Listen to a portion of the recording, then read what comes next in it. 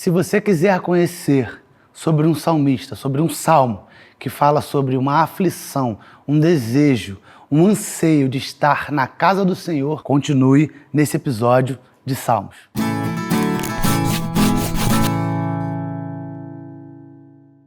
Fala pessoal, tudo bem? Meu nome é Matheus Levi e eu sou membro do Ministério Palavra da Verdade.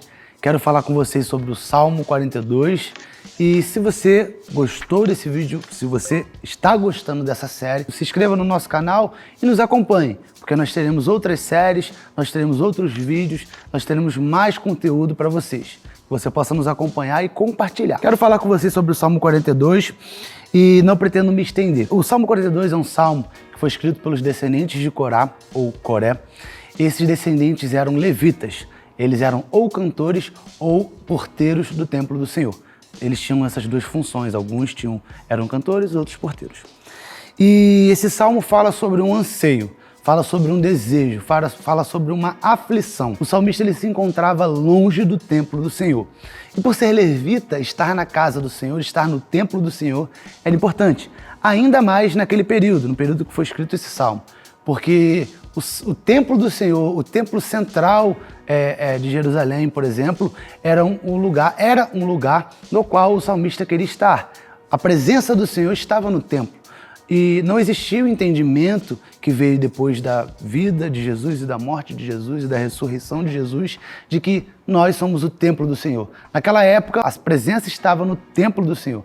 Hoje nós entendemos que a presença está no nosso coração, está dentro de nós e nós podemos e temos livre acesso ao Pai. Mas naquela época não tinha esse entendimento. Então, aí já podemos entender um pouco da aflição desse salmista. Um cantor, um porteiro, um levita que queria estar no templo do Senhor, mas a distância o impedia por diversos fatores. Além disso, nós vamos ver durante o Salmo 42 que existiam inimigos que o tempo todo insultavam a Deus. Existiam inimigos que o tempo todo insultavam esse salmista, perguntavam para ele, aonde está o seu Deus? Aonde é esse Deus que você prega, onde é que ele está? Como uma entonação, uma pergunta de deboche ou uma pergunta que quer dizer, cadê as situações atuais, aquilo que está acontecendo com a sua vida não revela onde está o seu Deus, não revela esse Deus que você fala. Então existe um insulto nessas perguntas. Eu quero dividir esse salmo em duas partes. A primeira parte vai do versículo 1 ao 5, que o título dessa parte está assim, minha alma suspira por Deus. E na parte do versículo 6 ao 11, o título será que Deus se esqueceu de mim? Então existem duas coisas que nós vamos discorrer sobre o Salmo 42. A primeira parte fala resumidamente assim, como a corça anseia por águas correntes, a minha alma anseia por ti, ó Deus. A minha alma tem sede de Deus, do Deus vivo. Quando poderei entrar para apresentar-me a Deus? Minhas lágrimas têm sido meu alimento de dia e de noite, pois me perguntam o tempo todo, onde está o seu Deus? Quando me lembro dessas coisas, choro angustiado, pois eu costumava ir com a multidão, conduzindo a procissão à casa de Deus, com cantos de alegria e de ação de graças em meio à multidão que festejava. Por que você está assim tão triste, ó minha alma? Porque está assim tão perturbada dentro de mim? Põe a sua esperança em Deus, pois ainda o louvarei. Ele é o meu Salvador e o meu Deus. Esses 5 primeiros versículos, eles falam sobre basicamente duas coisas. Sobre um anseio desse salmista, ele faz uma analogia usando duas terminologias, uma frase que fala sobre corça e água, e depois ele vem falando sobre uma lembrança que ele teve, algo que veio à mente dele, que trouxe alegria a ele e que traz certa esperança. Nós podemos trazer coisas à nossa mente que nos tragam esperança. Sobre a corça, eu não entendi muito e eu precisei pesquisar, mas o entendimento de corça que eu achei pesquisando, estudando, enfim, foi que a corça, quando ela não tem a água disponível, ela começa a liberar certo odor, cheiro. E esse cheiro atrai predadores. Então, eu me perguntei, por que corça e por que água? O primeiro entendimento foi esse. A corça, quando não tem água, ela atrai predadores por causa do seu odor. Então, Deus, Jesus, é nossa água. E nós precisamos nos aproximar dessa água, mergulhar nessa água, nos aprofundar nessa água para que os predadores eles não nos alcancem. E a água, ela é a fonte de nutrientes. A água é mais necessária do que o alimento para as nossas vidas e para a vida da corça também.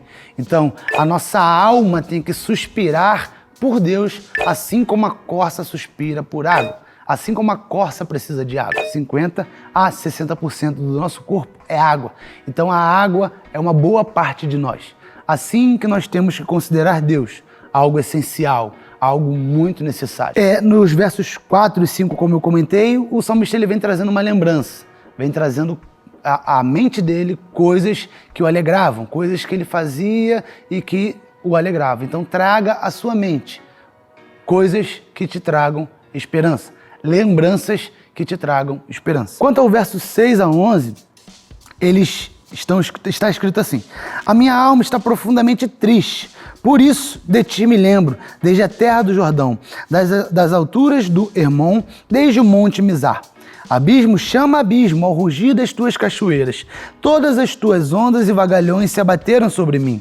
Conceda-me, o Senhor, o seu fiel amor de dia, de noite esteja comigo a sua canção. É a minha oração ao Deus que me dá vida. Direi a Deus, minha rocha, por que te esqueceste de mim? Por que devo sair vagueando e pranteando, oprimido pelo meu inimigo? Até os meus ossos sofrem agonia mortal, quando os meus adversários zombam de mim. Pergunto-me o tempo todo, onde está o seu Deus? Por que você está assim tão triste, ó minha alma? Por que está assim tão perturbada dentro de mim? Ponha a tua esperança em Deus, pois ainda o louvarei. Ele é o meu Salvador e o meu Deus. Essa parte do Salmo, do versículo 6 ao 11, ela vem falando sobre nós precisamos ficar firmes ao Senhor, diante da ausência de paz ou de descanso terreno. Como assim? O salmista estava distante, o salmista estava aflito, o salmista ele não se encontrava, naquela época, segundo o entendimento, perto de Deus. E além disso, os inimigos dele zombavam dele. Diante dessas aflições, diante dessa tristeza, diante dessa distância, diante daquilo que acontece nas nossas vidas e que parece que Deus não está, nós devemos confiar e acreditar que Deus está presente. Deus cuida de todas as coisas, Deus controla o universo, Deus controla a sua vida. Creia que Ele está cuidando de tudo e descanse no Senhor. É difícil, a aflição incomoda, a aflição nos diminui, os inimigos nos insultam, mas é possível nós descansarmos no Senhor. É possível acreditar. Hoje, não é mais necessário um templo físico. O templo físico é essencial para termos comunhão e para adorarmos a Deus. É necessário também. Mas hoje nós somos o templo do Senhor. Hoje, o Espírito Santo de Deus fala em nosso coração. Creia nisso. Nos versos 8, 9 e 10, é falado sobre algumas coisas. No 8, basicamente, ele fala sobre Deus liberar misericórdia durante o dia e a canção, o louvor, a adoração estar nos lábios à noite. Que você possa crer na misericórdia de dia e que à noite você possa adorar. A palavra de Deus fala que Deus nos dá enquanto nós dormimos. Que você possa acreditar nisso, que você possa viver isso, que você possa se alimentar disso. Os versos 9 e 10 basicamente fala sobre um salmista com uma alma aflita e que diz que seu corpo físico dói, que seu corpo físico sente essa aflição. Que você possa buscar a Deus, independente das dores que você sinta no seu corpo físico. A aflição, verdadeiramente, ela pode trazer problemas físicos, mas que você possa crer, que você possa confiar, que você possa orar, porque nós temos, como diz no verso 5 e no verso 11, um salmista falando para sua própria alma se aquietar, por a esperança em Deus. Nós temos autoridade sobre nossa alma. E em Deus, em Jesus Cristo, nós temos autoridade. Busque essa autoridade. Busque esse poder do Espírito Santo de Deus sobre sua própria vida. Converse com a sua alma. Fale com ela, declare, profetize bênçãos sobre a sua alma. E creia nessa palavra. É isso que eu queria falar com vocês, que vocês possam nos acompanhar, se inscrever, curtir, e possam ler demais a Bíblia. Ler esse salmo depois com calma, Não é possível esgotar todo o entendimento, mas busque a Deus cada vez mais. Fiquem com Deus.